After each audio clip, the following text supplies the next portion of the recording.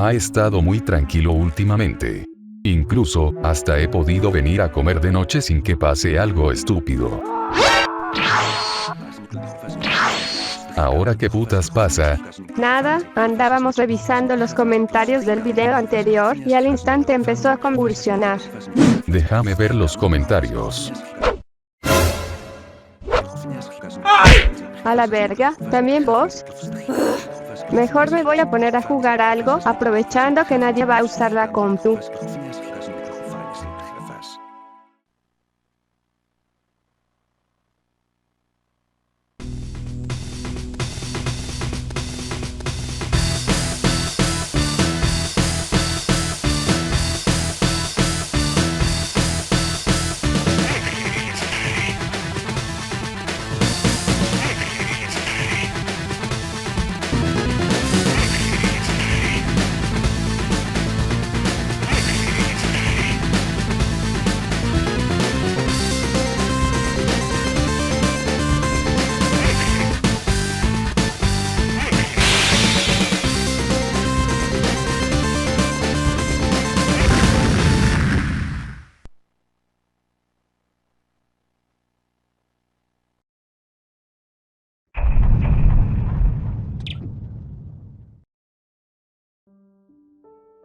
Este era un sujeto, el cual, durante el tiempo en el que estuvo en YouTube tuvo varios nombres, pero Balrog sería su último nombre registrado.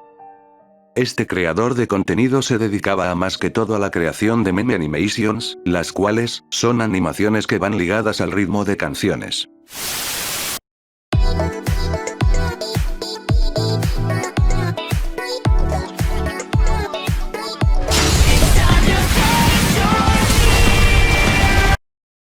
Este al parecer estuvo involucrado en varias polémicas, las cuales, solo terminaban en un cambio de nombre hasta el punto en el que usaba a alguna chica para que ésta le hiciera la voz a su avatar. Saludo a las siguientes personas: a Rocky Power TM, a Marina XD 428, a Ayumc y... Muchos sabrán, gracias a un video de la época en la que sucedió todo esto, qué fue lo que ocurrió, pero, para los que no, déjenme contarles que este individuo contactaba con chicas menores de edad con la supuesta intención de que le mandaran fotos para que él pudiera hacer un dibujo basándose en las poses que ellas realizaban, pero, tiempo después todo esto se hizo público gracias a una de las seguidoras de Balrog, la cual hacía cosplays de los personajes principales de su canal.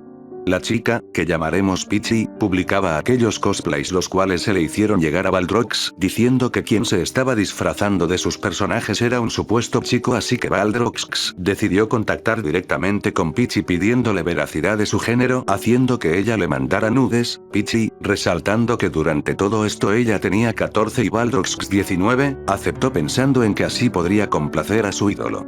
Así pasó el tiempo con este degenerado, pidiéndole que hiciera cosas más subidas de tono que él mismo dibujaba para luego distribuir las mismas fotos en sitios ilegales, hasta que Peachy decidió hacer público todo lo que Balrog, siendo mayor que ella, la obligaba a hacer, aportando capturas de pantalla y fotos donde Balrog salía mostrando sus miserias. Este esperpento de ser humano fue detenido el 11 de abril de 2019, pero, este salió pagando la fianza que le habían impuesto a los días siguientes. Actualmente no se conoce el paradero de este tipo en la red. Esta fue una película estrenada en el año de 2012 y filmada en una casa en la zona 10 de la capital de Guatemala. Es la típica película de categoría documental falso, al estilo de la película Actividad Paranormal. Lo interesante de esto es que en la casa donde se filmó la película, durante el rodaje de esta, cuenta toda la producción que pasaban sucesos fuera de lo normal, puertas y ventanas se movían solas sin siquiera haber viento fuerte, sombras en rincones de las habitaciones, voces que susurraban cosas en momentos de silencio, entre otras cosas que se contaban del lugar. Esta, antes de ser utilizada para la película, era solo una casa abandonada, la cual se creía que era de la propiedad de una familia acomodada, pero nadie sabe el motivo exacto por el cual la dejaron sin ningún rastro de sus dueños. Como es habitual en este tipo de casos, muchas teorías y rumores acompañaron la búsqueda de saber qué había pasado con la familia que habitaba en esta casa, como por ejemplo, que los dueños de esta estaban siendo perseguidos por algún tipo de organización, o la más común de todas es la que dicta que la familia había llegado a tener todo ese dinero con el que se les veía debido a algún pacto con un ente espectral o con el mismo diablo, y que una vez les llegó la hora de pagar lo que habían pedido estos, decidieron escapar de la casa y por esto es que se debe tanta actividad paranormal registrada en esta casa. Monsanto fue una empresa que se dedicaba al estudio sobre la conservación y modificación de semillas como también de la creación de herbicidas. Esta empresa estaba ligada a varias controversias, siendo una de estas la amenaza de la ley, que proponía que cada semilla en Guatemala fuese llevada para ser investigada y conservada, para así modificarla para que tenga mejores resultados a la hora de plantarla.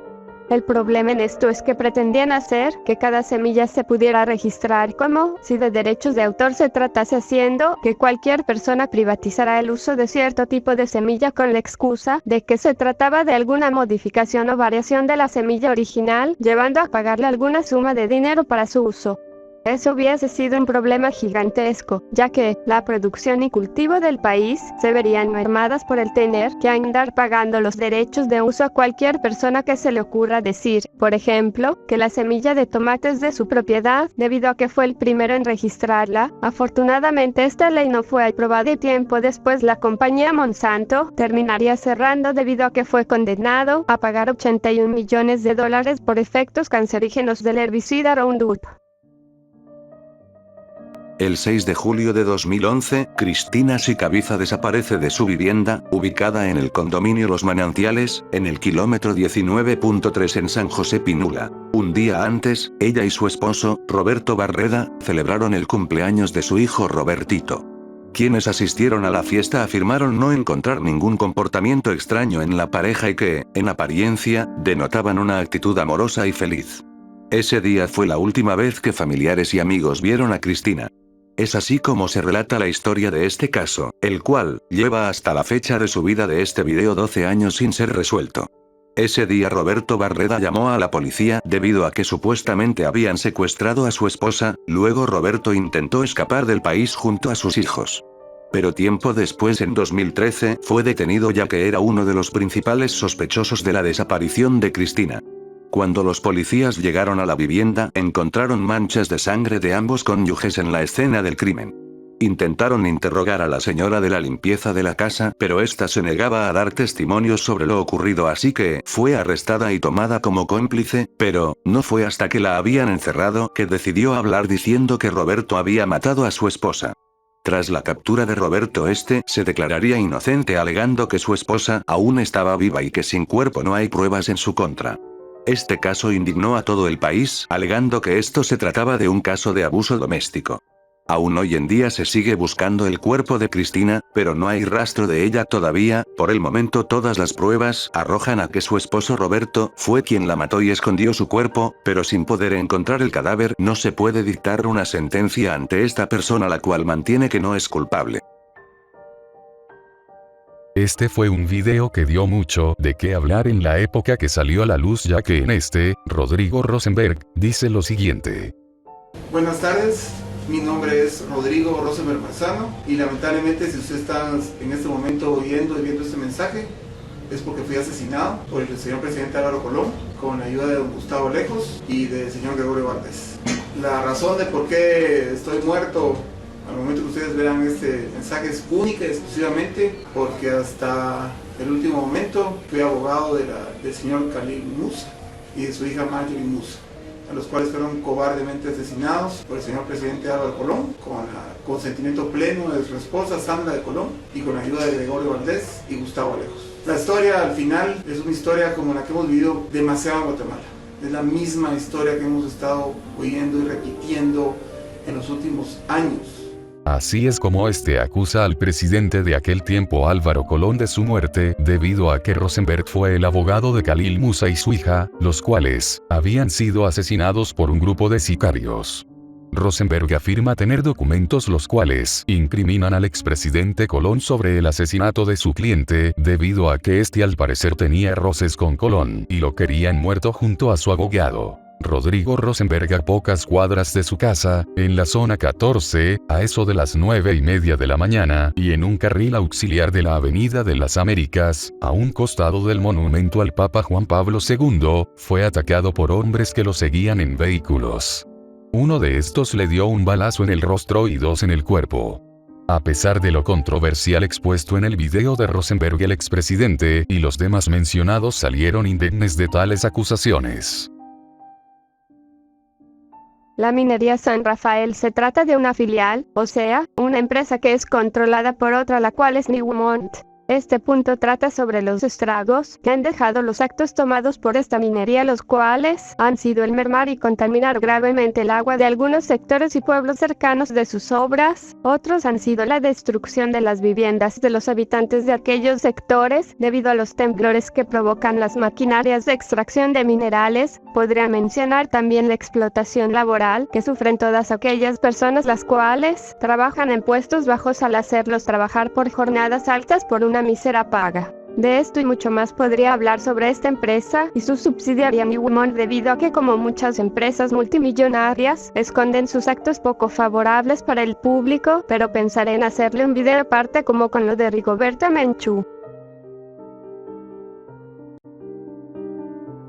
Las 2Rs es un lugar ubicado en La Libertad, municipio de Petén, en el cual ocurrió una de las tantas atrocidades que sucedieron durante la guerra interna de Guatemala. 1982 fue el año donde este trágico hecho sucedió. Durante esas épocas estaba vigente la doctrina de seguridad nacional, que no era ni más ni menos que hacer que el ejército de Guatemala se involucrara de manera más activa sobre los actos dentro del país y no tanto en las fronteras. Esto, sumado al golpe de estado que hizo el viejo loco del Efraín Ríos Montt para tomar el poder, desencadenó la tragedia durante esas épocas de guerra. Fueron desplegados varios soldados especiales llamados caiviles dentro de las 2Rs, los cuales fueron los partícipes de la masacre. Sacaron a todas las personas de sus viviendas, separándolas en 2 grupos, siendo estos los grupos de los hombres mayores de edad, y por el otro a las mujeres y niños de todo el lugar. A los hombres los llevaron a la escuela del parcelamiento y al segundo a una iglesia evangélica. En esos lugares cada grupo sufrió de los múltiples golpes que los caiviles les proporcionaban a las personas, pero el segundo grupo fue el que la pasó peor. No quisiera dar muchos detalles sobre lo que les ocurrió debido a que tendría problemas con YouTube, pero digamos con palabras menos fuertes que el segundo grupo fue agredido física y sexualmente. Algunas personas del grupo perdieron la vida durante aquellas agresiones. En la tarde, luego de ello, ataron de pies y manos a todas las personas solamente para llevarlas hacia un pozo, acribillándolos enfrente de este uno a uno para después arrojarlos. Muchas personas habían oído hablar sobre lo sucedido en las 2Rs, provocando así que muchas personas intentaran escapar, esconderse o migrar a otros países durante ese tiempo. Durante las épocas de 1954, el gobierno guatemalteco informó al gobierno mexicano sobre la ilegalidad de la tala de árboles en el departamento de Petén, y la pesca en aguas guatemaltecas, si es que estos no poseían una matrícula de identificación o una bandera nacional, lo cual abría paso a que el gobierno atacara a cualquier persona que no cumpliera con estos requisitos, tachándolos como piratas. El 31 de diciembre de 1958 fue la fecha en la que unos barcos pesqueros mexicanos fueron abatidos por la Fuerza Aérea Guatemalteca cuando estos habían pasado los límites de las aguas territoriales de Guatemala. En estos barcos se encontraban 27 personas, de las cuales 3 fallecieron, 14 resultaron heridas y 10 sobrevivieron, pero fueron llevados a interrogación militar en Guatemala. Este fue el acto que dio fin temporal entre las relaciones diplomáticas entre México y Guatemala, tanto así que fue destruido un puente fronterizo entre estos países, los cuales activaron una alerta militar. Así es como ambos no querían dar la mano a torcer, tanto México al exigir una indemnización junto a las disculpas por parte de Guatemala con respecto a los barcos pesqueros, como también Guatemala al decir que no fue un ataque directo hacia México, sino que estaban protegiendo su territorio de aquellos piratas en aguas guatemaltecas. Pasó el tiempo entre pleitos y pleitos hasta que el 15 de septiembre de 1959 todo este ambiente hostil cesó cuando el presidente de México, López Mateos, declaró que estaría de acuerdo con acabar con todo este odio, llegando a un acuerdo pacífico entre ambos países. Y así fue como Guatemala se disculpó al haber atacado con tanta fuerza aquellos barcos, y México se disculpó por la entrada de estos pescadores al territorio de Guatemala sin conocimiento del gobierno mexicano, y aseguró que iba a restringir las actividades de sus pescadores por medio de sus guardacostas de la Armada de México. Esta era una familia de empresarios en Rusia, quienes tuvieron que dejar su país, ya que eran perseguidos por el Kremlin. Palabra que usan los rusos para referirse al gobierno ruso, debido a que éste les exigía pagar impuestos demasiado elevados por cosas que ellos no creían justas. Uno de los métodos horribles que llegó a hacer el Kremlin fue el secuestro de su hija Anastasia, en el cual abusaron de ella en todo sentido. Esta familia, al no poder vivir más en su país, decidió buscar algún país el cual no tuviese tratados de extradición con Rusia para que así no los pudieran tomar como presos políticos tan fácilmente, así que decidieron migrar hacia Guatemala en búsqueda de asilo y poder vivir de mejor forma sin ser perseguidos. Tiempo después de adaptarse al país de Guatemala, en el cual tuvieron un hijo, fueron involucrados en un caso de falsificación de pasaportes. El 15 de enero de 2015 fue el día en el que Fuerzas Armadas irrumpieron en la casa de la familia Vitkov, sometiendo a los mayores de edad y llevándose al niño a una casa hogar en el cual estaría supuestamente supervisado. Quien los había arrestado y puesto en juicio fue la misma CIA, quienes son un organismo internacional la cual interviene en casos en los que el mismo gobierno de Guatemala llega a necesitar ayuda, pero en este caso se llevaron presos a esta familia. Durante su juicio se pudo ver que ellos no tenían nada que ver con aquel caso de falsificación de documentos, debido a que ellos a la hora de emigrar de Rusia a Guatemala fueron ayudados por la misma RENAC para tener todos sus papeles en orden. Tiempo después de su liberación llegaron a la conclusión que quienes los habían falsamente incriminado fue el mismo Kremlin quien les había dicho durante el tiempo que estaban en Rusia. Vayan a donde vayan, nosotros los vamos a encontrar. Les haremos la vida imposible si no pagan lo que les pedimos. Siendo esto revelado por los mismos familiares. Los hogares seguros son aquellos lugares donde llevan a niños quienes han sufrido abusos o fueron implicados en alguna tragedia. Se supone que en estos sitios los niños deben de ser cuidados y protegidos por los entes encargados, pero la realidad es una muy diferente. El 8 de marzo del 2017, en el hogar seguro, Virgen de la Asunción de San José Pinula, ocurrió un incendio que cobró la vida de 41 niñas. Un suceso bastante trágico que no hizo más que destapar todas las cosas que ocultaban en ese lugar, al saber los motivos del detrás del incendio. Un día antes de esta tragedia, el 7 de marzo, hubo un intento de fuga masiva por parte de los menores. Aproximadamente 56 menores fueron capturadas y encerradas de nuevo. Esto desembocó en que las menores del lugar, al día siguiente, empezaran a protestar por los abusos de índole sexual y físico que sufrían en el dicho hogar seguro, ya que también se conmemoraba el Día de la Mujer, pero toda esta protesta se salió de control, dando como resultado el encierro de 51 de estas menores en un salón de 40 metros cuadrados. Ahí mismo fue donde empezó el incendio, debido a que habían quemado unos colchones.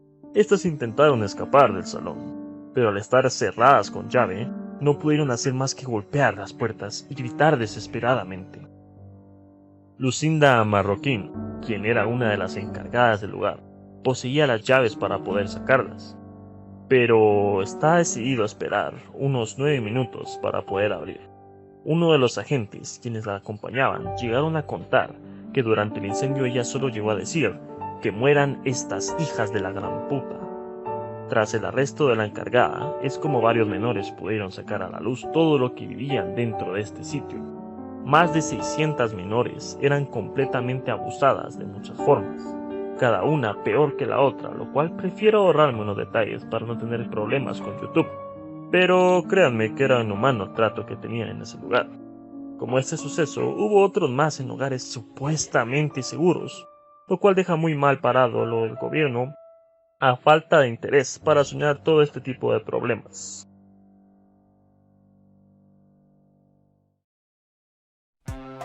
Bueno, pues ese par de pendejos aún no reaccionan, así que creo que me toca hablar al final.